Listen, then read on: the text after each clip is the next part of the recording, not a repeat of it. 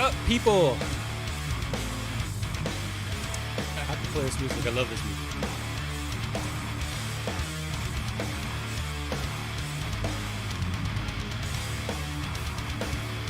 All right, enough of that. What is up? Thank you guys tuning in for Monday Fishing Reports. I am Brian at Brian Likes to Fish on Instagram. How is everybody? Thank you for tuning in. Let's go ahead and see who is in chat tonight. Peter86, first in chat. Bit, what's up? If you see everybody typing in Bit, that means they have liked the stream. Please, guys. We're trying to grow this channel to 1,000 subscribers where me and Roman can do some cool stuff. So if you like local fishing reports, you like Fishy Hour, please hit that like button.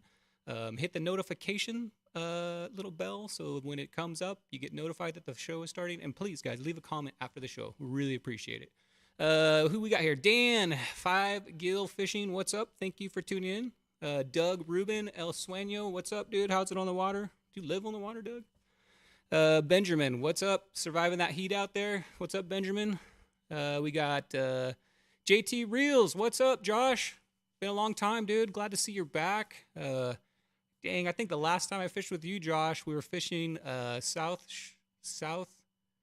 of the Coronado Bridge, and we're specifically targeting stingray and shark. I think that's the last time I fished with you. So it's been a few minutes, dude. It's been a while. Good to see you back in chat. Thank you very much for tuning in. Spinning Rod Rebel Marvin, what's up, Bit? That's right, dude. What's going down? Who else? We got Carl Black. How's it going up there north, Carl? Hopefully it's a lot chiller up there than it is here down in San Diego. Down in SD Roy, what's going down? Dario, how'd you do this weekend, dude? I bet you slayed it. Jesse, how's dancing going, Jesse? Good to see you back in chat. Thank you for coming. Alexis Rodriguez, anybody want to link up and fish shore pounding? I'm sure you'll find somebody. If you, Alexis, if you go into the MMFC Discord, Salty, can you put up a link, please? And if you go in the Discord, you can put in there MMFC outings. There, you can put, hey, is anybody going shore pounding? And that's where we all check. What's up, fishing reps? Did you beat Adobo? Probably not. Didn't do that good. But it is what it is, you know. I mean, when you fish against Adobo, what are you going to do? What's up, Kevin, by the way? Big shout out. I finally saw your video from the Islander trip. Man, did you do all that editing yourself? I'm proud of you, dude. That is streamlined. That's like professional quality. The video quality is perfect. I loved your breakdown, Kevin, on what to bring. Hopefully next year I'll get to join you guys on that trip. And that was a cool video. Fishing Reps, that's Kevin Nakata. Go check out his video. Very cool. Enjoyed watching that. Was jealous. Who else we got here? Zachary Riggs. Welcome back, Zach. Hope everything's going great. Let's go. It's all great day to have a great day. Yeah, that's right, Zach. Always positive attitude. Can't wait to see you, Zach, August 13th. Hopefully you can make it to the Spotty Bowl award ceremony. Looking forward to seeing all my MMFC members and all the Spotty Bowl members there. It's going to be a fun day. Use well, brother. Thank you. Leonard, what's up, Bay Creepers, buddy? Bam. How you doing, Leonard? Hope all is going well. What have you been up to, dude? I haven't seen you on the water for a while. All right, we got Salty Dangler in there. Good to see you too, Salty. How'd you do? Did you fish this weekend, Salty? No, you fished La Jolla, so... did anybody fish? So while we're in chat, while I'm reading the chat right here, guys, later on, guess what? I got Eric the Judge Layman coming on again to talk about his... I don't know what this guy's been doing, but he's going to tell us. But Eric has been slaying it out there, guys. He's figured something out, and he's out at San Diego Bay like every weekend, and every weekend he's on PB shoutouts, and this week he caught his PB halibut. He's going to discuss that. So we're going to have Eric on here in a few minutes to discuss the fishing conditions of San Diego Bay and what he's figured out. Yeah, Kevin says the A-rig. Yeah, the A-rig's a beast. You know, I've dedicated so many shows to talking about the A-rig. It's an expensive tool, but if you can get good at that thing can wheel in some fish. And then right after Eric, we got Oscar coming on. What's up, Oscar? I don't see you in chat yet. Hopefully you didn't fall asleep, dude. Oscar's coming in. He fished La Jolla, launched out of La Jolla this Saturday, while some of us were fishing Spotty Bowl. So we're going to talk to Oscar. He's going to tell us all about his launch, how the fishing was out there, and give us a good report. And Oscar also went offshore today, and he was trying to catch some Dorados. So we'll see how he did with that, too. So we're going to get 2 reports today. of our local. That's what Monday's about, guys. That's what I want to make Monday about. And I'm going to probably try to keep this show. I'm going to cross my fingers. I'm going to try to keep this show under 40 minutes so you guys can get on with your night, get your fishy hour fix, and get your fishing reports so we know what's going on there. Let's see. What do we got? I'm reading your guys' chat. If you guys want to give any fishing reports live in chat, give them right now, and we can discuss those too. How did you guys do? I know a lot of you guys were fishing Spotty Bowl playoffs this weekend. That was me. Somehow I got unlucky and drew Adobo to go against, which I'm fine with because Adobo is an awesome angler, and you got to beat the best to be the best, right? So I fished against Adobo. Have no idea. Normally I know the results by Tuesday, but I will not know the results until Wednesday live. They're going to make me sit there and probably show my devastation live. So tune in Wednesday for you guys that fished the Spotty Bowl playoffs. You'll find out all the results on Wednesday's show. The judge will get those over to me. Also do PB shout-outs. So if you guys had caught any of your PBs like Eric did, and we got a huge sand bass caught by Chad too that we're going to show on PB shout-outs. It's amazing fish. So tune in Wednesday to check these things out, these PB shout-outs of fish that people have been catching here. Just reading through your chat. My fishing report, Leonard. My fishing report is I have to go fishing to catch fish. That's right, Leonard. Did you hurt your ankle? Leonard, if you have a kayak problem or you've hurt your ankle, whatever, let me know. We'll fish in my boat. You can just chill with me. I'd be happy to take you out, Leonard. Bay creepers all the time, man. Zachary Riggs, I hear Leonard has a life's been nuts. Yeah, summertime, dude, everybody's on vacation, and kids are getting ready to go back to school in a month, so you're trying to rush in that last minute vacation so you can get a vacation out. Plus the weather's good, so a lot of people go to the beach, and all got to work too, right? Eric's got a boat and is now killing it out there. Salty, we're going to discuss that with Eric. We're going to see if that may have improved his skills. I don't know. For me, because I just got my kayak, I've only been out on a few times. For me, fishing certain things is different. Like the docks, I think, for me, are easier to maneuver in that kayak than this boat. But for me, the grass fishing is more difficult for me. I don't know how it's for you guys out of that kayak because I'm used to standing up and bomb casting it and reeling it and feeling everything. And I'm still learning how to grass fish in my kayak. But dock fishing, you guys can get in everywhere. Those kayaks are awesome. No kidding. I haven't seen him in a yak. Yeah, Dario. I don't know. Leonard's got better things to do with other people. He's creeping with somebody else. Brian question. Okay, Zachary Riggs. Brian, did you go to the Ramona Festival this weekend? If you're talking about the carnival, my family went, but I did not go because I was fishing Spotty Bowl. So I did not go. No. But the Ramona, is it called Carnival still? The Ramona Carnival is a big deal in Ramona. It's like our Disneyland, dude. That place is packed. I think it's more expensive to go to the Ramona Carnival than it is to actually go to Disneyland. Dario, I did reserve a PA14 360 this Saturday. What? Are you kidding? Holy mackerel, Dario.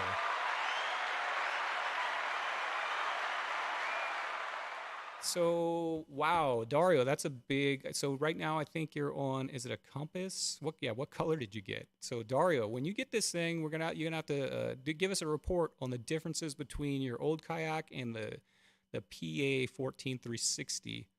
I told you could borrow mine, blue of course. All right, dude, we're gonna be matching. Bam, me and Dario are gonna be cruising. So Dario, did you get it from Fastlane? I'm assuming. And are those things readily available, or is that something that takes a while to get? Outback is what I have now. Yeah, so you're going to the big old Cadillac one. I've heard different people say different things, though. They like that Outback because it sounds like you can get around really fast. And I'm just talking because I don't have much kayak experience, but from what I hear, I hang out with a lot of kayakers. From what I hear, the Outback is like a nimble little jet out there in La Jolla, or get around really fast. And the PA is a little more stable, a little more room in it. They had 2 left. Cool, Dario. Well, congratulations on that. All right, guys. So this is fishing reports. So I'm gonna go ahead, Eric. Be ready because I'm going to be bringing you back in to discuss some fishing reports. So give me 1 second, guys. I'm still fumbling around my technology. So let me get Eric on here really quick.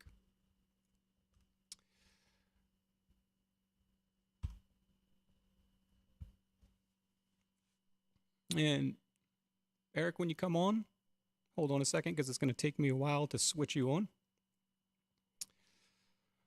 Captain Dan, what's up, Captain Dan? Good to see you in Discord. Captain Dan, are you done with the motocross yet? What is going on with you, Captain Dan? How's everything going? Hopefully it's all going good. You've been in the Midwest, I think, for a long time, so you've been in some heat. I hear Texas and all those kind of Midwest areas are just hot and rainy, dude. Okay, so I got Eric. Hold on 1 second. Let me see if I can bring in the judge here. Oh, I'm going to have to make some adjustments. Eric, you sat somewhere different, so I'm going to have to make a few adjustments here. Eric, can you move your phone a little bit? Okay, sorry, guys. This is I know all they're seeing, Judge, is the corner of your elbow right now. So hold on a second, guys. This is why Roman doesn't take a lot of live calls because it is difficult. So if you guys are going to see me struggle here live trying to get Eric centered. I know. Oh, I know what I'm doing wrong here. Maybe. Hold on. Maybe. Nope. Hold on. Everybody hold. Nobody get excited yet. There it is. Bam. Just takes me a while to figure it out.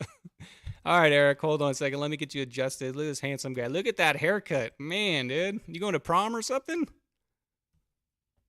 Looking good, dude. I remember a year ago, dude. You were like shaggy and now you're a respectable business owner now, right? You got to look good for the clients, right?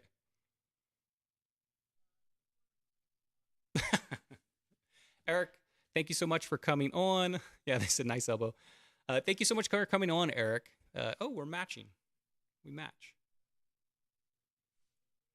Oh, man, we're totally exact. We're like cousins, dude. I guess.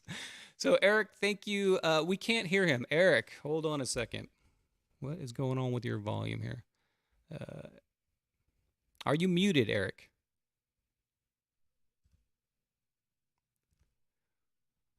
I can hear you. No, you guys cannot hear Eric? Oh, man. Hold on a second, guys. I'm so sorry. Let's see here. What am I doing wrong? Eric?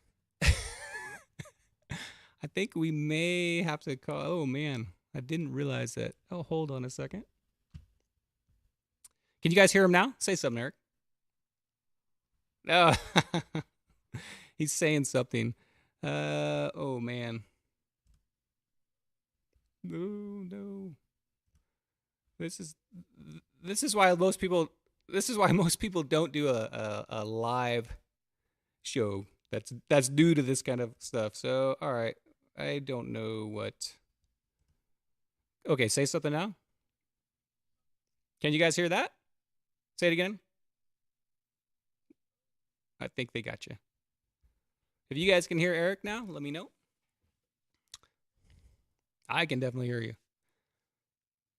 I'm waiting for the chat to catch up. Dang, Brian, you're always something with you. I know, Ironfish. What is going on? Okay, Eric, we're going to have to do something different here. I don't know how to fix this. I need my buddy Roman. I'm still working out the kinks, dude.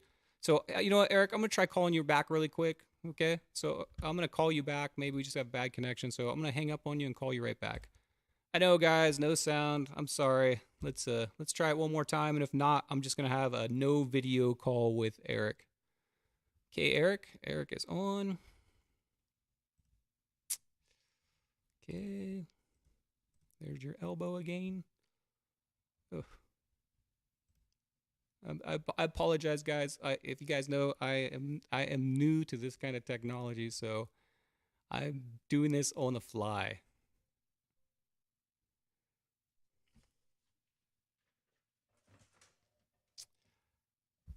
Are you there, Eric? Oh man, edit this part out. Okay, do you guys hear him? Now you can see. All right, Eric, this is what I'm gonna do. I'm sorry. I'm gonna call you up and do a phone interview instead of a video interview. Okay. So, okay, thanks, buddy. Guys, I'm so sorry. Like, I'm gonna try to get better at this.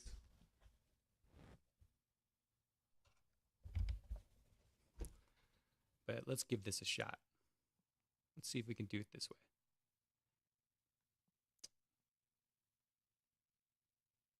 I got the judge on speed dial. Let's see if this works.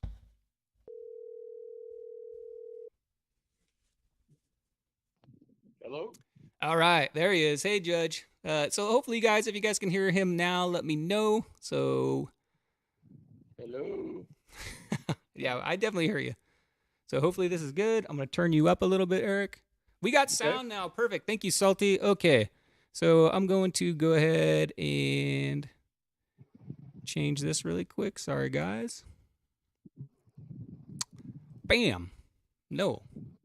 You guys are going to have to just look at me this whole time. Sorry, guys. There. Oh, I man. took a shower for this. Oh, my gosh. Oh, I'm all over the place here. There we go. How's this looking, guys? Bam. All right, guys. So sorry about that. Hopefully we got Eric on the phone. Finally. Technology. All good here, Brian. Thank you, Benji. Richie Rich sounds good. Okay, perfect. Captain Dan, thank you so much. I'm going to try to get this down, guys. Fumbling a little bit. I know it's just a new technology to me. I'm going to work on it and try to get better at this. But for now, we've got the judge on the phone. And Oscar, I'll probably have to do the same with you. So be prepared to just accept a phone call. Judge, all right, let's get on with this. Fishing reports. So you caught your PB halibut this weekend. Yes, I did.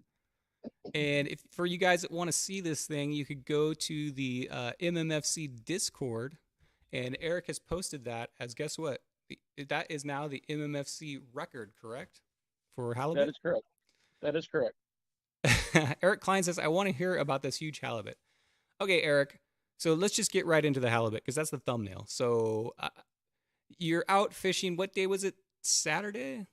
This was Saturday, yes. This Saturday. Weather was good. I was fishing Mission Bay, so I know weather was good. We got blessed with no W word, right? Correct. And were you fishing alone? I was fishing with, excuse me, John that works at the Dole Docks, but he wanted to go in, so I dropped him off, and then I headed out to my spot. And okay, so you headed out to your spot, which is approximately where? You don't have to give exact locations, but we're looking for info on this fish. Just go out past the bait barge from the submerged jetty out to the jetty in that general vicinity. Yeah, that deep jetty. I know it's usually, for me, it seems like those big halibuts, when they want the spawning season for them, they come into the bay to spawn or in that general area. And it seems like those big halibuts are more like in the May, maybe June. So maybe that's 2 big halibuts in a row you've caught, right? 2 weekends in a row? Yeah, I've had 4 legals in the last week. All in the same general area? Yes. Wow. I wonder if they are coming in late. It seems like to me, because my halibut season's not been very good this year. I've maybe caught a few halibuts. I haven't been targeting much, but I wonder if they are coming in late. To me, I know their spawning season can go all the way from, I think, April to August is when halibut will come into the bay for their spawning season. But I've never... August seems late. So maybe since you're giving all these great reports, maybe it's time for us to start going out and targeting some halibuts. Yeah, this is the first time I've ever targeted them. It's just, I mean, the first one I caught, I mean, I wasn't even targeting it. It just happened to be a bycatch. Yep. Then what were you specifically targeting? Let me guess. Just out there, just a mixture of things. There's a bunch of rocks right there. Yep. So I was just going for the sand bass, the calico bass, and just that type of stuff out there. Something a little different than I normally do. Okay. Yeah. So then I caught one halibut. That was not illegal, Mm-hmm. sort of in the rocks, right where the rocks and the sand meet. And had another illegal that was like 2 weeks ago where I got it on the A rig trying to get in the boat, and the hook got stuck on the railing of the boat, and I couldn't get it in. Yep. So went back out there this weekend and was targeting them. That's what I was targeting. Targeting halibut. Well, congratulations, mission accomplished, dude. So tell us about this fight. Tell us about this fish. Yeah, it was a Let's start 36. out with what time of the day were you fishing this thing? This would have been 3:30 to 4:30 p.m. Oh, so late afternoon. That's like Yeah, full by the full tide. sun. Yeah, I followed the tides thing, and it said the better fishing was supposed to be in the afternoon. So I I wanted think to make sure I headed that way. if I remember the tide that day, I think we were slack tide. What, right around noon or 1 was slack tide. Yeah, Yeah, I think it was like a little bit later. I think it was like 1:30 or so too. yeah, somewhere right around there was slack tide, and then it was a. Let me think. Was it? It was an outgoing tide, right? At 3 o'clock. Then when you got them. Um, Yeah, I think because it was. Yeah, it was incoming and then slack tide, and that would have been the outgoing. So you got it on outgoing about 2 hours, which is that's pretty typical for tides. When that tide shifts, the first hour of that tide shift seems to have some pretty good fishing in it. Like if you can choose your like ideal day to go fishing and your ideal time, if you can get in there basically an hour or in that time window when that tide is just changing, it seems like that's a fishy hour, right? yeah. So you're out the submerged jetty, 3 o'clock. What setup are you throwing down there, Eric? What are you specifically Uh, targeting? like I said, I was going for the halibut. I was using the A rig. Yep. Excuse my voice. No problem. Then I was just using. It's 12-foot water, so it's not very deep where I was. So I was using some lighter cool baits underspins with the Kitex, and I had the whatever that green color we were talking about earlier today. Now I can't think of Chartreuse? the name. Yeah, chartreuse. And so I was just run towards the shore, bringing it back up, from where I am. And on the third cast, I got it. So you got it on a chartreuse A rig with Kitex. Yeah, 2.8 Kitex. And approximately what weight did you have on that thing to get that thing down to the bottom? Guys, you should Um, appreciate. Hold on a second, Eric. You appreciate this. Eric is giving you up all the information on catching this huge halibut. Thank you, Eric, for giving all those exact details. I mean, I know these guys are all halibut hunters. They want to get out there and catch these things. So listen in, guys. This is information that happened this weekend. This is live this weekend on somebody that's been doing really good at halibut. He's giving you the information. Thank you, Eric. So the weight of that A rig is, are you able? What approximate weight of baits are you attaching to that? on the very top two are 1/4 inch. The middle and the bottom two are 3/8. All right, not inch, but pounds or Ounces. ounces. Yep. So, Okay, so so the that's actually bottom, pretty light, yeah. And at this point, the current wasn't very strong. right? I think it So was I did about a a 3.8 tide swing at that day. So it was like a medium tide, guys. It's not one of those 6 foot tide swings that's ripping it down. But all right, so you're at two. You said 2/4 and 3 3/8. yeah. That's usually what I'll run at like 20 feet or less. So what depth were you running it at? 12. Oh, okay. Okay, so you were shallow. For some reason, I thought you were maybe like in the middle of that jetty where it's like 40 feet deep. No, for some reason I don't like to fish very deep. Mm-hmm. I feel like my comfort zone is 8 to 12 foot, so I try to stay in those ranges. Mine too, dude. Mine too. Yeah. Throwing that A rig deep in that submerged jetty, I can't tell you how many donated A rigs I've had to rocks down there or whatever people have dropped out of their boats. You never know what you're going to get in those deep areas. I don't know. The A rig fishing is kind of scary, throwing a $50 lure out there trying to drag that bottom, you know? Yeah, but that's what a credit card's for. By the way, guys, I went over and my power went out in Ramona. I wasn't even sure I was going to be able to do the show tonight because I don't know. It's Ramona. We lose our power for hours at a time. My power went out from like 2 till 6 p.m. So I was nobody home, no power, no internet, no phone, no nothing. So I went over to Ramona Automotive to hang out with my buddy Eric at 5 o'clock just to see what's going down. And this guy brings out from the back of the shop, I'm not kidding, a gigantic box, not like a shoe box, but like size of like 4 shoe boxes, totally full of an order of swim baits. So Eric is, Eric, you're serious about this A-rig fishing, it seems like. Yeah, I always buy in bulk because I don't want to run out. So there's plenty there. And I still got plenty at home, but different colors. Those, So just a little.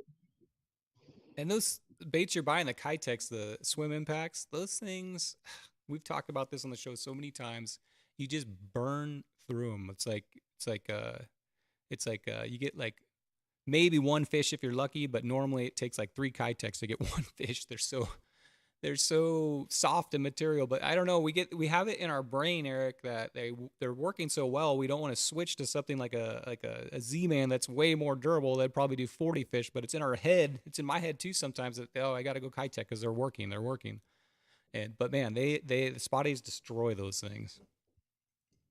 Yeah, I mean, since I've been using the Kitex, it seems like I'm catching a lot more fish. It's probably all in my head, but that's what it seems like.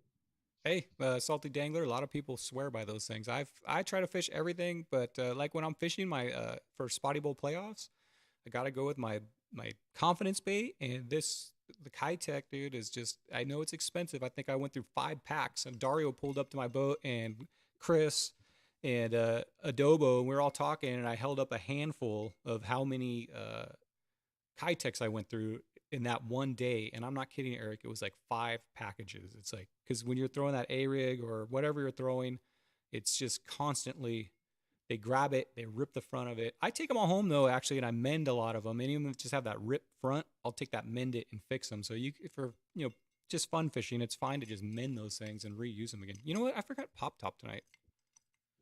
This Ramona heat's getting to my head, I think. And I forgot my joke at the beginning too. So Eric, I'm gonna tell you a joke real quick, all right? Okay, just real quick, I don't know if it's just me or everybody, but you're like fading out real bad. Yeah, I know. I keep leaning back from my microphone. This microphone I'm gonna be like right here. Okay, Eric, you ready? Yes, sir. Rate this dad joke on a scale of 1 to 10. Okay, here we go. The other day, Eric, my wife tripped carrying a basket of laundry. It was weird because I just sat there and watched it all unfold. 3.5. Ah, not even a giggle, nothing. I giggled to myself. I can't give it to you. Okay, all right. It is my goal to get you to laugh at one of these one day. Thank you, Zach. You can use that in your classroom, dude. I was at the library and asked the librarian if she had any books on paranoia. And she whispered, "They're right behind you." That one's not good. I can't say much because the phone's cutting out too much there. Oh, no. Dang it. What happens when you slap Dwayne Johnson's butt? It rocks. You've hit rock bottom. That's close. All right, Eric. You got any jokes you want to try to stump me with? You got one yet? No, but I was like the other day. It's kind of funny when I was at your house the other day, and you're showing all your construction tools, and you're like, "Hey, check out this new step ladder I got," because I don't know my real one. Nice, Eric. That's a good one. Thank you for contributing. I just adopted a child from a clown. I've got some really big shoes to fill. If we're talking, if we want to go joke for joke. I think I said that last week though. Anyway, Eric, I'm sorry. So let's get on to this catch. So you hook the thing with the A-rig. You're at 12, 14 feet deep. How is the fight? So you've hooked. What's the dimensions of this fish, first of all? It's when it was live, it was 36 inches. After I bled it and then it shrank, whatever, got down to like 35 and a little less than a quarter. When I weighed it, it was anywhere from 16.6 to 16.9 pounds. Wow. Okay, so that's a beast. So you said 35 inches, 16-pound plus. Yeah. Okay, so you hook into this fish. What's it feel like? Because obviously this is probably the biggest halibut you've ever hooked into, right? Yeah, it felt like the one I lost the week before, the same area. So I mean, it just started taking line, and like the last time I felt like I've made a lot of mistakes. From the jig head I used to the drag being maybe too tight. So I made sure all that stuff was fixed this time. So started taking its drag. Then I made sure it was a little looser, but just keep tension on it.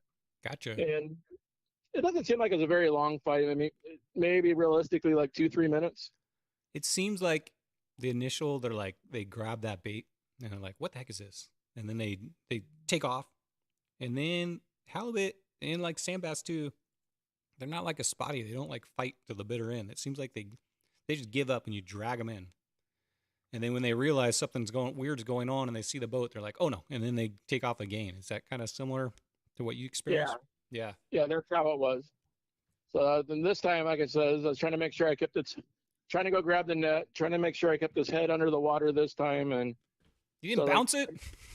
no, after the last time, because the last time I tried to bounce it, the drag slipped, and that's how everything got stuck. So I says, no, not this time. This time I want to make sure I get this thing in the boat. My advice, guys, is never try to bounce a 16-pound halibut unless you're really confident in that hook set. But yeah, that's those things, man. They're crazy when you get them in the boat too. It's like when you get one that big in. I've caught a few in my life that are that big. It's like a friggin' boogie board just flopping around in there, you know? Yeah, it's at first there was 2 hooks stuck in it, so I was pretty confident. Uh-huh. Then one of the hooks came out, then it was like kind of like panic mode, like make sure the head's under, like so. That's probably more like panicking, trying to get it in the boat, make sure I did everything right than anything else in that whole event. It's the most stressful moment when you see a fish that big and you're like, holy mackerel. And you were by yourself. So do you have to hold your rod, find your net, get the net ready? It's just like, to me, when you see a fish like big, it's stressful trying to get, especially one, did it even fit in your net? Those big ones are like, they don't even really fit in it unless you've got a jumbo net. Yeah, Kevin gave me a very nice net, so that's the net that I had. And the other issue was during the day I was collecting trash off the water in the net. So when I tried to bring the fish in, I still had all the trash in the net, so I had to get all the trash out real quick. When you say trash, are you talking about grass? No, like water bottles and stuff floating on the water. That's hilarious, dude. Yeah.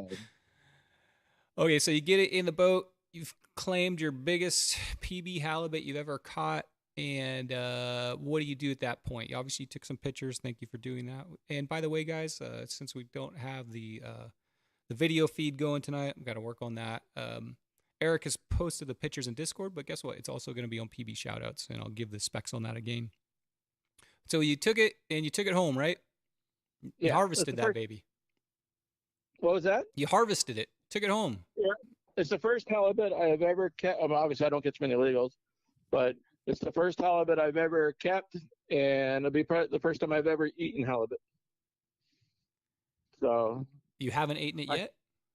Not yet. It's with my wife coming home like the next day from Mexico, and there's just been too busy to do anything. So we just stuck it in little freezer bags, and it's in the freezer at the moment. So you filleted it, and you've got it in freezer bags. You're ready to boogie. Guys, in chat, how do you think Eric should prepare his very first halibut? Do you have any plans for it, Eric? You can make tacos out of it. Everybody seems to make tacos out of everything. No, what I've been watching the videos is like a little fry it type thing with the little butter bath with some garlic and like thyme or something. Make a little fancy meal out of it. Oh yeah, maybe some like string beans on the side or something. Yeah. I don't know. I'm so weird. Everything I seem to cook tends to turn into Mexican food. I can't get away from tacos or burritos or anything that's Mexican food. That's what I like to eat. That's what I always, anytime I catch anything or cook anything, it seems like it's either going to turn into a nacho, a taco, or a burrito. Yeah. Yeah. But yeah, I mean, there is so much meat. I gave a bunch to my neighbor because he brought his little vacuum sealer over and helped me. So he got a bunch, and we still got a bunch. Benjamin Moore said, Benji says, eat it raw. Dario says, grill it. Spinning Rod Rebel says, halibut in wine sauce. So that sounds pretty good. Carl, I'm with you. Beer battered tacos. I don't think I've ever had a halibut taco. I'd like to. Dan says to grill it. Worf says fish tacos. You know it, or grill it. And Zach says tacos. You guys are all with me, dude. Yeah. SoCal Steve says grill it. Coach, I don't know if we're going to have time to get to that tonight. He says we have some news from the DFG. Definitely, if you're available next week, Coach, I would definitely like to get that news, even though it's going to be a week late by that point. Captain Dan Eric says, keep it simple: olive oil, salt, pepper, cooked, blazing hot cast iron skillet. So cook it. That's kind of how you cook a tuna, I'm assuming too, Dan. When you flip it, then shut off the heat and don't overcook it, Eric. And Richie Rich says make ceviche out of it. Yeah, that'd be some nice ceviche.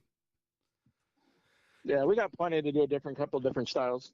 Dave Ridge says, what's up, MFC crew? Better late than never. Thank you for tuning in, Dave Ridge. You missed all my technical problems. This was supposed to be a video call with Eric. You lucked out, Eric. We were gonna go we were gonna do shirtless too. You guys, we'll have to save that for next time, eh? Yeah, I'm game. I don't know if everybody else is. Eric, is there anything else you'd like to add to this report? So how was the other fishing besides this halibut? The morning was good. John and I, which is the guy that works at the Dole docks, we went down to Spanish Landing area, got quite a few. And we went all over San Diego for the most part. Went to the bait barge, didn't do good. Then we went to downtown by his docks where he works and start slow pitching, and he did pretty good down there. What, he works at the Dole Pineapple plant? Yeah. Well, I'm so sorry. He's able to fish on the docks while nobody else is allowed up there since he works there. That's awesome, because even when I get over there close to that in my boat, you guys probably get away with it in your kayak more than me, but if I get close to that Dole Pineapple plant area, there's a security guard in a little truck that's like, hey, you got to be like 500 feet back or 100 feet back. I could never fish that. I know there's probably a lot of fish on that wall, and I never get to fish that area because I get the boot. Yeah, so it was pretty cool. We're more by where the cruise ships were, because those were empty. Oh, you're over by the Port Authority? Yeah, so he's part of all those docks over there. So he runs all those. Yeah.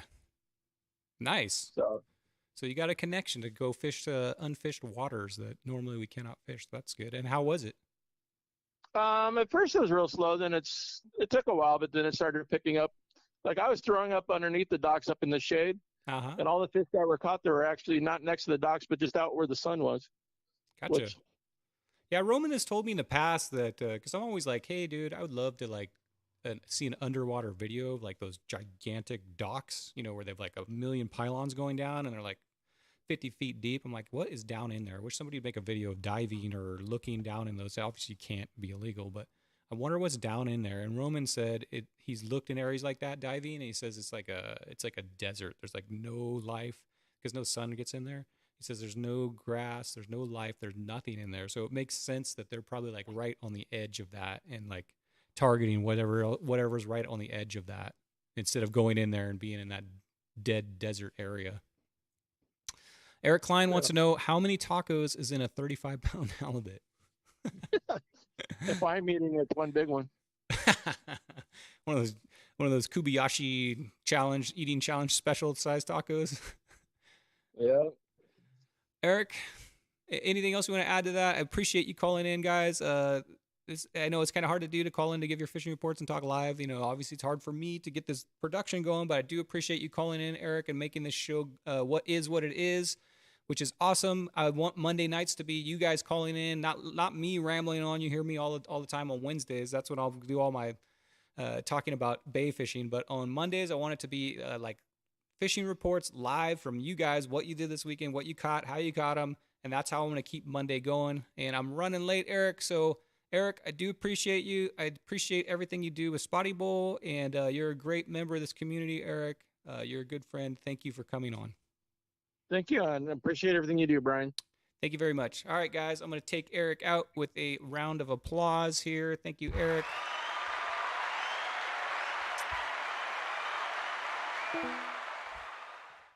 You guys don't know that's Eric the Judge. If you want to check him out on Instagram, he's at Spotty Bowl. He runs the Spotty Bowl, actually, and he's got his hands full with that. Eric, you only have, one big week left, and then the awards party. So, and if you guys want to meet Eric, he'll be at the awards party, and you can go up and talk to him, and he can I wanted to talk to Eric about his kayak and his boat and everything, but we're running a little late here, guys, so because of my technical problem. So we'll get Eric on another night, and we'll discuss the differences between fishing his boat and his kayak and what he likes better and what works better for him on each vessel. So, guys, I'm going to go ahead, because my video is not working, I'm going to go ahead and just get Oscar on here. So hold on 1 second. I'm going to get Oscar on the phone. We're going to do a phone call. So Oscar, you are up. I want to be calling you here in a minute. See, this is the part where a team works good. Like Muto has Jessica. I usually have Roman, but Roman is the only guy I know that can do this like totally solo, seamless, all the transitions and everything. It's hard. It's hard to do this solo. Big props to you, Roman, dude. This is not. It's not easy to run a live production. Okay. Hopefully he doesn't think I'm a telemarketer trying to sell him a car warranty. Oscar, I'm gonna be calling you.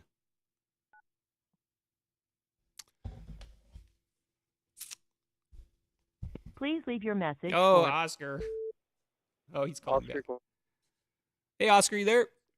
Hey, bro. Yeah, all right. Hey, dude, sorry. Me and Oscar met like an hour ago, and I set up all this video and everything. But Oscar, I don't want to go through the same problem I had with Eric. So are you fine with just doing a call-in? That's perfectly fine with me. If you guys don't know this, Oscar, is it SoCal Fisherman? No, it's SoCal Angler. Sorry, SoCal Angler on Discord. Do you have an Instagram, Oscar? Yeah, it's exactly that. The SoCal Angler. So it's SO_Cal_Angler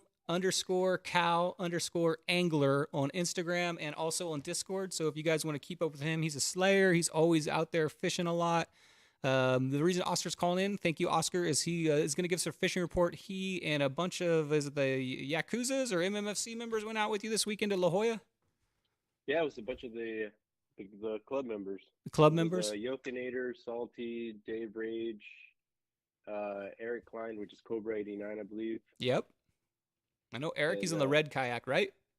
Yeah, the oldie red OB out there. Easy to spot. Yeah, yep. So yeah, that's cool. So it sounds like you have, about 5 guys? 4 MFC members plus you? Yeah, there's actually quite a bit of other people out there that I recognize from Instagram and part of the Yak Ninjas too. It was crazy. It was a lot of people out there. Dude, when it's funny, you know, how kind of small the fishing community is, you know, like I think I can't remember who says it, if it's Roman or somebody says it, but it's like when me and you and everybody goes out to La Jolla or we go out to Mission Bay or San Diego Bay, it's like cheers, dude. You're out on the water and you look over and you know that guy, they wave, you know, sometimes you don't talk to each other, but you all know each other from Instagram or Fishy Hour or from Discord. You know, however we know each other, you know, we may not know each other very good personally, but we know in the fishing world, it seems like we have like so many good fishing friends. And I don't know if that's like everywhere, but in San Diego, I think that's awesome that all the kayakers and boaters, we all kind of know each other. We all keep an eye out on each other. It's a great community, guys. Yeah, I love it, especially when you're out there. You're never alone because you always know someone that's out there. Exactly. So, Oscar, let's go give us a rundown. This is a fishing report. So, what you guys obviously scheduled a meetup? What time did you guys meet up at La Jolla? How was the parking? How was the launch? I went in extra early, maybe an extra hour, only because I have a trailer, and you know, parking La Jolla usually fills up pretty quick. So I just did that, and I just waited. I think everyone got there around 5. Oh, dang. So you got there at 4 a.m.? Yeah. And were you able to find parking on that like main like little road, I guess, facing the beach? I forgot the name of that road. It's the one right next to it. It's not. So you know where all the scuba divers pretty much drop off their gear? Yep, I do. Yeah, it's just pretty much up the street. Not even that far of a walk, anyways. So that's like maybe you drop off your kayak off your trailer and then you go park it. That's maybe about a 2 blocks to walk in from there. A block and maybe a block and a half of anything. Okay. It's super close. Hey, what's up, Muto? Thanks for tuning in, dude. Submission Fishing Co. If you guys, Muto, owner of Submission Fishing Co. He's if you guys looking for those 20 grams, Muto has finally got those things back in stock. I think they're limited right now on the webpage. So tune in also Thursday nights to watch Muto on Submission Fishing Co. He has a show similar to this. Sorry, I'm losing my voice. Similar to this. Lots of great information on there. What's up, Muto? Sorry about that, Oscar. So you get your kayak on the sand. Everybody shows up. You guys all launch at once. Yeah, usually there's there's a new guy. Usually you assist them first. That would be me when I finally get up the guts to do it. Oh, Saturday would have been perfect for you. It was Well, pretty much Adobo would have like La Jolla. liked Little that, but I was busy on Saturday. Saturday. little ankle slapper waves. It was nice. Oh, that's perfect. So somebody that's never launched a kayak, dude, out of La Jolla, which is me. I just got it. I usually just drive my boat from Mission Bay to La Jolla. That's my route. Uh, what are you looking for? I mean, obviously you guys go, because I watch Discord and you guys plan these out on MFC outings. You guys are looking for that. I think Salty Dangler said it was like Christmas morning weather or something like that. It was like some kind of perfect morning. What are you guys looking for in that? And how are you looking up to find out what's a good day to launch at La Jolla? Usually, what I do is I use the app Magic Seaweed, and then I just use I look up the like wave height and the intervals. Mm-hmm. So the longer the intervals, the smaller the waves, the better it is to launch. And intervals, that's the distance between each wave, correct? Yeah, So what and was there's the intervals and also what size waves were they? What was this ideal condition? What did it say? Did it the Seaweed app match what it was when you guys actually got there? in the morning I think it was smaller than Yeah. it said, which was nicer. The in the afternoon, I would say it was about right or slightly smaller. All right, which you said what was 2 foot? It was actually because it changes every day. Um, but it ended up being I think a point 0.9 at 15 seconds Oh, or dang, something like that. that does sound like a perfect day. That's August though, right? August, if or late July. That to me, it seems like when I get a chance to go out and fish La Jolla, like this late summer season is when you can get those like the no W word. I'm not going to say that word because I hate that word, but you get the morning. You get that morning, like I don't know if you guys haven't been out to La Jolla, like first sun, like right when the sun rises. It usually has overcast and it's just glassy, and the life seems to really be coming to life. Like the bait's all up on top, and there's action here and there. Hopefully, if you're lucky, and the birds are diving, the seals are. It's like I think we're so lucky to have a resource to where you kayakers can launch from the beach, or us boaters Oh, can come it's over from Mission insane. Bay. It's crazy. There's It's like to me for kayaking, that's like world class to me. I mean, where else can you go out and I mean, you take your pick on what you want to target too, you know? If you it's want insane because there's times where I've had the bluefin tuna around me boiling that's before. crazy. I've had whales, I have dolphins around me. And So all guy, variety. guys like me and you that go out there all the time and we get kind of used to it, but when you take somebody out there or somebody out there for the first time to La Jolla and you see a dolphin or you see a sea lion and they get for us we're like it's 10 dolphins, it's cool, you still like it, it's still cool, but man, for somebody that hasn't been out there and they're like, oh my gosh, there's dolphins everywhere, look at that sea lion, even if the fishing's bad, the scenery and just having that resource available to us in San Diego is amazing. Oh, they love it. Okay, so let's get on to the launch. So you got 5 guys out there. You're picking your moments, right? And who is the new guy? Who are you teaching this weekend? Actually, everyone pretty much launched themselves. All I veterans think out there. I think the newest one might have been Young, the Yokinator, Okay, I believe. but he's I don't he's. know if it was his first time or second, possibly. It sounds like you picked a But good day. So you guys push those things out. What about waist deep? usually, what I do is actually it was so calm that I did it maybe knee high water. Nice. That's how calm it was. But usually, normally when I go, I usually get about maybe knee to waist high, and I just drop down I time it right. So sometimes the waves change a bit, but you just focus on when the opening is, and then you time it right. And what I do is I put my drive down and I pedal as hard as I can. Just straight out, right? You're going head on with Yeah, those waves, straight out. And what kayak are you but fishing from, Oscar? I have an Old Town Big Water Oh, 32 PDL. and that's like the old towns are known for being really fast, right? Yeah, and if you know me when I'm on the kayak, I usually do. I put a lot of miles. You're one of those guys, huh? Oh, I Yeah, well, the guys kind of stuck to a certain area. I went straight to, make bait, Right. went to the yellowtail grounds, and then I disappeared to the deep rockfish in the canyon, and then all the way to the South MLPA, and then back, So you which is started. It quite a sounds bit like of you distance. started out directly due west, and then you went north, and then you went south. Yeah, so I should have recorded it. I guesstimated anywhere from 15 to 25 miles I did that day. Holy smokes! Are your legs still sore? Or are you like an Olympic athlete? It seems like I'm an Olympic athlete because I'm not sore. Oh, look at you. That's awesome. So, yeah, maybe it's because you got that. It's a pedal drive, right? It's not a pump drive, whatever you call that. It's not the Mirage drive. It's like a pedal, huh? Yeah, it's like a pedal, but I also grew up riding a lot of bikes in my Oh. younger years, so I think that helped me a lot. Dave Rage says we had fun. So, all right. So let's talk about the fishing you got out there. Sounds like the launch was successful. No, nobody flipped it. No yard sales. Nothing like that happened during the launch. Nothing, which is good because usually it happens on rougher days. But Yep. since it was Lake La Jolla, there's no worry.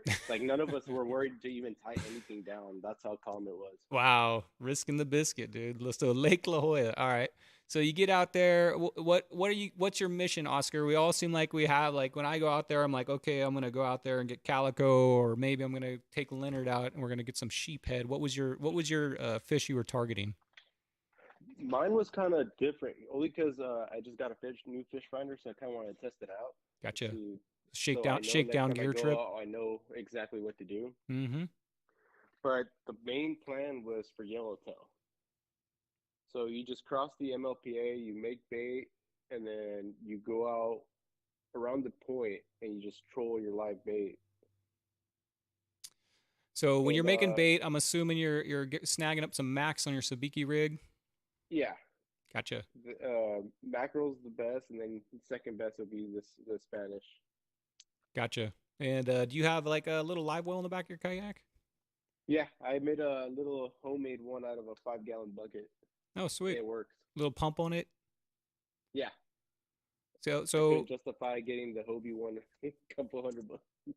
yeah, I know. I've seen that way. Sometimes on OfferUp or Craigslist or something, sometimes you can get a little lucky on those things. Sometimes or in the MMFC, some of these guys I know have sold some of their little live wells that they sell. I know that thing's pricey if you buy it directly from Hobie. All right, so you got your bait. You're slow trolling. What speed are you slow trolling those max at?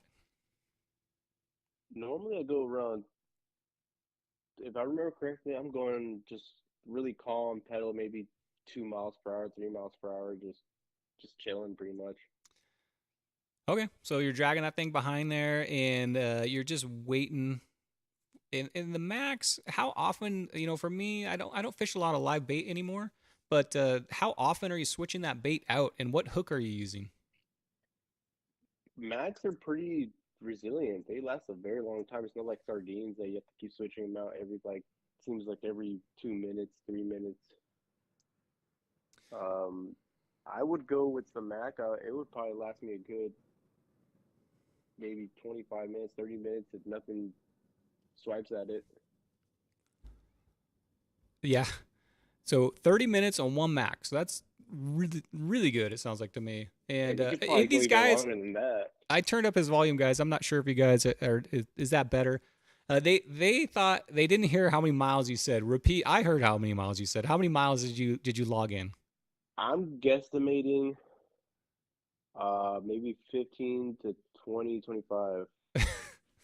So that, like I said, that's 25. That's almost a dang marathon. If you guys don't know how far 25 miles is, when you get in your car tomorrow and you're driving, look at the odometer when you take off, and when you get to 25 miles, which will probably be, I don't know, your trip all the way to work and back if you're lucky, 25 miles is a long haul. I don't think people realize how far like 10 miles and 25 miles is. They're talking about the pickle run. The pickle run is about 12 to 15. So that pickle run will be a short run for you.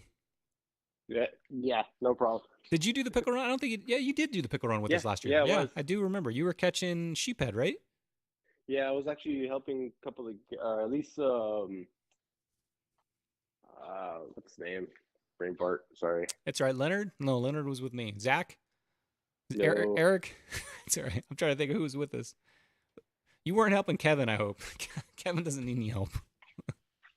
No, I had a That's major okay. brain fart. But yeah, I helped him get his PB Oh, Mark. sheephead. Mark. Mark, that's right. Mark G, yeah. PB sheephead, and you guys probably caught it. Let me guess. Let me take a wild guess here. Shrimp. That's correct. That's the best bait I you can know. use for a sheephead. Coach taught me that. And I never really targeted sheephead, and before we went on the pickle run, I took Leonard with me, and Leonard and I bought like a bunch of fresh. Coach told me where to get it, like this really fresh shrimp, and it was me and Leonard were dropping shrimp, and it was getting so ridiculous that we were like, okay, that's how many do we need to catch? We were catching and releasing them. I think we may have caught one big one, but it's like with that shrimp and those sheephead, sometimes it's just like, dude, that's enough. I've had enough. I have a completely different tactic than most people, and it's for me it's been working very well. So it's pretty much leader to the torpedo weight to a small, maybe a foot and a Uh-huh. half of mono, and then it's the like a number one or two bait holder, Gotcha. and then you cut the shrimp halfways, but the long ways, and then Oh, so you're you slicing pretty it much down the put up, middle, like you're cutting it yeah, directly in half, basically? Okay. yeah, and then you pretty much you put it on like you would squid, just kind of fold it up in there. Once in the head and then once around the back? Yeah, so you tie up the kelp, you drop it all the way to the bottom. Once you feel bottom, you put like one or two cranks and Yep. just leave it. And most people they try to set the hook. And with sheeps, I noticed that it's better if you don't set the hook. You let them kind of nibble at it, and you kind of raise your rod tip or crank it just a little bit. Because even the big ones, they feel like little bait stealers. They'll do very subtle takes, and then all of a sudden you raise it up, and I guess they think that it's probably escaping. They take a Yeah. chomp at They it, get and then that's when excited. They think it's getting then it's away. game on. Yeah. With those things can be super frustrating too. If we're talking on those cheap heads, because it seems like you drop that down, if it hits the bottom, if you haven't got bait in 30 seconds, they've came by and just taken your bait. Pull it up again, because when it's on with those things, it is on. It's ridiculous.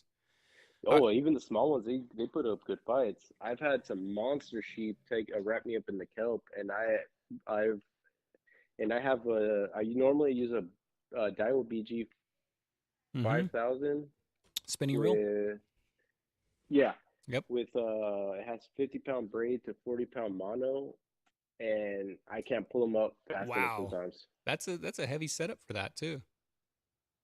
And yeah, I do that because I've been wrapped in the kelp many times, and Gotcha. I'm trying to get that monster out, but sometimes it's it's very hard. There's some guys that I know we're going off the deep end guy here on sheepheads, but what the heck, why not, right? Like Todd TB Metal Art, he's like he targets those things specifically, and I've seen him holding up pictures of, and Kevin too, of gigantic sheephead. I've never caught a really gigantic one, but it's an art, and I think those guys figure it out exactly where they're at, and they get their spots and they know where those things are hanging out. And with sheephead too, I noticed that if you're targeting those and you're not trying to keep a bunch of them, uh, you got to rind those things in slowly once you get them off the bottom, or it seems like you're going to be keeping it, because they don't handle that coming. You just don't crank them in really quick, because they don't handle it when they get up to the surface.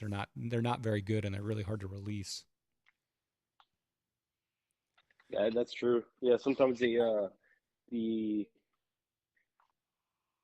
some internal parts tend to come out Yeah, sometimes because of that's a that nice way reason. to say it. All right, Oscar, we're getting way off track here. Let's get back to your day. What time are we at here? We're going long here. Oh gosh, we got 5 more minutes. Okay, we're gonna go 5 more minutes, Sounds guys. good. I know I said I was gonna try to keep it to 40, but I got these guys on here. They're giving you their information. Thank you, Oscar. They're giving us their time, so we might as well get some info out of them. Oscar, so you're slow trolling for yellowtail. Any luck? That's the big question. So other people had better luck than we did. There's a guy that I think Dave. I think it was 30 pound, 35 pound yellowtail. Some guy not too far from us got caught. Oh wow. You know, we just heard him yell, "Yeah!" So we know he caught something good. Yep. And me trying to go for yellowtail, I'm guessing it was a mako that bit me. It something started pulling drag, and then it just cut me clean off. Gotcha. And I think not too long after, Dave caught that mako, which is not too far away from where I was. I think it was like a 3 foot Wow, Dave. mako, Wait, Dave. hold on a second, Dave. Dave Rage in chat right now, hooked in and got. I'm assuming to his kayak a mako. Are you still there? Yeah. Okay. Was that? Dave Rage caught a mako. Is that what you're saying? Yeah, I believe it was a 3 foot. Oh wow. Okay, Dave. So if you got pictures of that, Dave, send those to me. I'd love to put those on PB shoutouts. Mako. That's to me that's a scary fish to catch on a kayak because those things that's not like a smoothhound shark or a leopard shark. Those things can actually I've seen some videos of those. Those things are scary in a kayak. Yeah, that day I've never seen so many makos out and about. And then one thing that was weird too is the seals actually left us alone and didn't touch our max, which was kind of weird too. I wonder if there was a big shark in the area. I wonder if they were getting scared off. I know I've heard of reports of great whites being in the Torrey Pines area, I think is the last I heard. They're like maybe a little bit more north of us, but shoot. You never know. You never know what's down there. So, no luck on your yellowtail. How was the rest of your fishing? So once after that, everyone stayed in the area, but I want to test out my fish finder at deeper depths. Yep. My last fish finder was kind of garbage in deeper areas, so I split off and I went to the canyon and I fished around 260 to 350 feet of water. Okay. And I was trying a couple of spots that I normally have done well, but for some reason that day wasn't doing so great, and I kind of didn't feel like doing very long cranks. Yeah. That depth. Uh-huh. But I did get a Boccaccio. Oh, cool. I didn't really measure it, and I sent it back down because I don't really like Boccaccio. They tend to be wormy anyways. Gotcha. And then from there, I checked a couple of other spots, and then I decided to join the guys back towards the kelp, and then we went farther south and tried to get sheephead, but it didn't go so well. I personally got maybe like 2 or 3 shorts. Gotcha. Nothing special. But you were out mainly. It sounds like a shakedown trip for you trying to test out that fish. What'd you get on the fish finder, by the way? What model did you end up getting? I got pretty much the same one as yours, I believe. The Garmin EchoMap 74 SV. Oh yeah, I got that on my kayak too. Yeah, I'm still learning that one. I'm really used to the Lowrance and Simrad, and that's my first Garmin. So once I get some more time on that, maybe me and you could talk about the features on that too. I'm still learning the Garmin. I like it. Oh, though. I'm still learning. I love how you have the active captain app, which helps a lot. It's got I've noticed it has a really good GPS settings too. You know what I mean? The map is really good. I really like the GPS version of it. But I'm still learning all the features on it. There's a lot to learn on those things. Like the Simrad and the Lowrance are very similar. They're like, if you learn a Lowrance, you can the Simrad's almost identical. They have a lot of similarities. Yeah. Just the setups to get to them is a little different, but they have a lot of similarities. Yeah, so we're definitely. I'll get you in on that conversation when I do a differences basically between the 3 brands, because I have actually on my bass boat I have a Lowrance, and I don't know why and then on my center console I have a Simrad, and then now my kayak I have the Garmin. So I'm trying to learn all 3 of them. Nice. Anything else you'd like to report? Today I went for Dorado and tuna. And what vessel did you go out on? What was that? What vessel did you go on? I went on my buddy's 21-foot Triumph. Oh, those are awesome. Console. Indestructible boats. Oh, heck yeah. They're like the Tonka trucks of boats. I was so bummed when they went out of business. Triumph stopped making those. And my buddy describes it as a Lego. You can't destroy it. You can't. The Triumph boats, like what they were known for is like at like a Fred Hall show, they would have them there on display, and they'd have like a little rubber mallet, and the sales guy would like hit it and show that how strong it was. And they've made a video of Triumph center console boats where they actually like drop it from a helicopter into the water, and it pops right up. And there's a video, like a comedy video of a guy just dragging it behind his truck, not on a trailer, swinging in the water, start it right up, and it keeps going. Those things are tanks. If you see the sea tow guys, that's what they use. They use the Triumph The bait boats. barge guys has it too. Yeah. By the way. Yeah, they don't make them. That's a bummer. I think it was called rope lean or something they're made out of. But the Triumph boats, they were solid, dude. Those are like commercial grade. Hit them with a hammer. Nothing's gonna, drive it right up on the beach, whatever.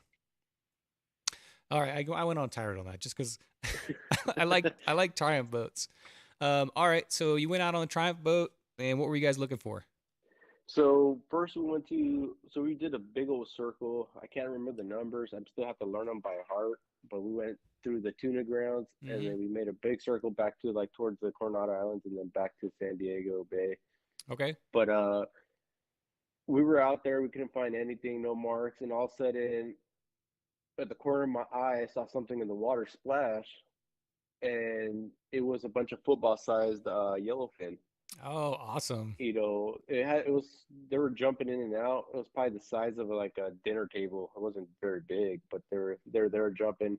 We threw everything we could at it, nothing. And then what were you throwing? Live baits and irons, I'm assuming? Baits. I tried everything, coal snipers. We threw hookup baits. We threw everything you had. Mega baits. Yeah, pretty much everything we had. And so we kept going, found another one. It was probably like 3 or 4 boils, and same thing, nothing. All football sized. So we decided, let's keep going and see what else we could find because these ones are not biting. And for the longest time, we didn't find anything. We started trolling in certain areas, nothing. And then several hours have passed, and then this is the crazy part. We started finding kelp patty after kelp patty empty. Nothing there. We finally, after like the 7th patty we found, there was Dorado. Oh, maybe. Yeah, I know. I've seen a lot of posts of people catching Dorado in our local waters. They're small to decent, but no matter what we did, they wouldn't bite. Nothing. So we were like, okay, you know what? These are not biting. Let's try to find another one. Same thing. 3 other patties, same thing. Then we went closer to the islands, the Coronado Islands, and you see them boil and jump out of the water. I've never seen that before. And wow, we just kept chasing them and throwing everything we could, nothing, same thing. And then to the one point, my buddy started fixing his setup on the line and whatnot. And at the corner of my eye, I used polarized glasses. I saw something white in the water. I looked down, and coming under the boat was at least a massive group of Dorado. Ranging, I would say, from 3 feet to 5 feet. Wow. Maybe. So there were, at least that's what it looked like. I don't know if my glasses made them look bigger, but the same thing. We threw everything we could, nothing. And then I told my buddy, do you have your spear gun? Because he used to keep a spear gun on the boat all times. But he said no, he has to do some work on it. Gotcha. I was so ready to grab that spear frustrating. gun, jump in the water, and just spear something. When I went out with when we took our Armada out with Kevin's boat, my boat, and Muto's boat, we kept seeing them, the bluefin, and it's so frustrating because they're like right there, and there's so many of them. You think you could just throw something in there, and you'd like LeBron James lure in its mouth. There's so many out there, but man, just when they don't want to bite something, they're just finicky fish, man.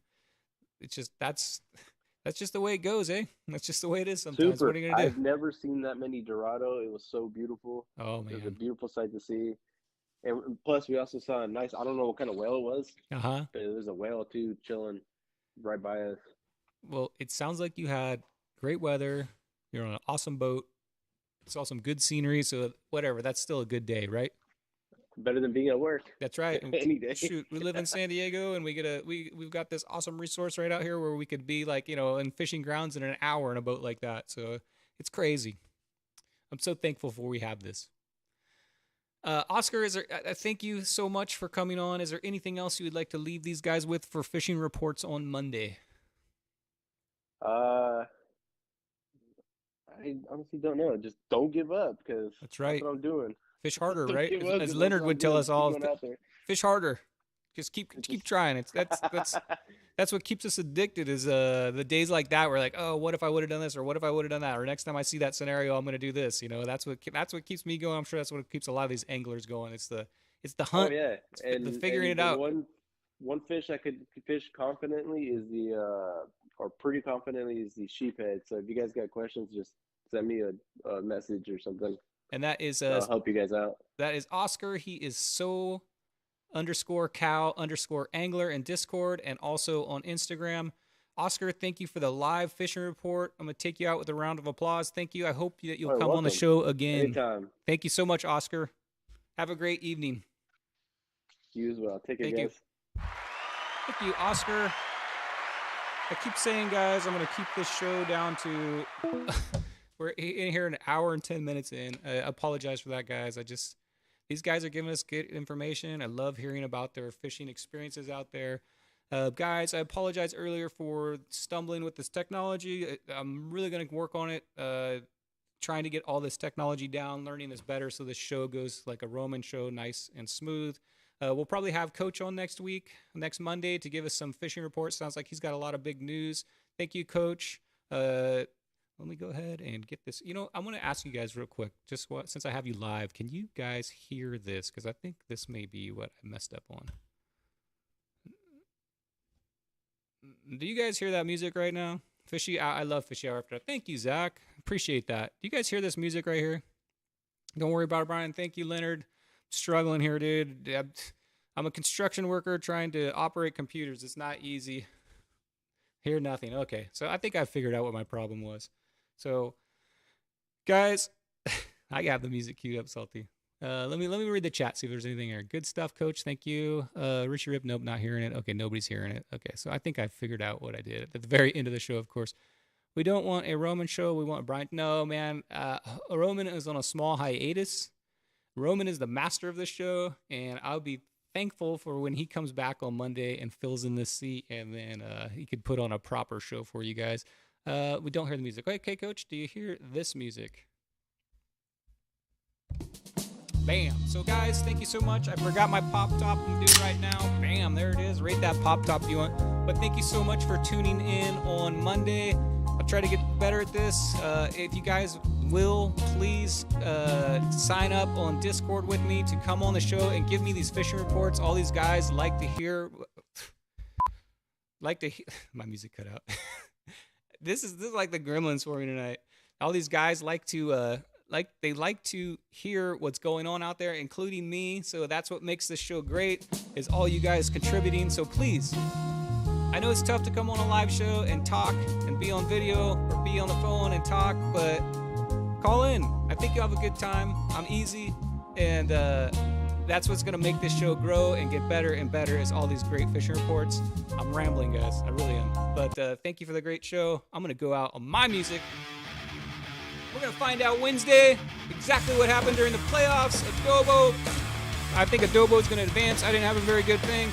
All you guys that fished, you'll be hearing your results on Wednesday. Tune in Wednesday with Roman and Brian on Bay Fishing. Same channel, 7 p.m. Wednesday, guys. I'm going to leave, so I'm going to go snack some grass, catch some bass. I am out of here, and my music cut out too early. Later, guys. Oh, my gosh.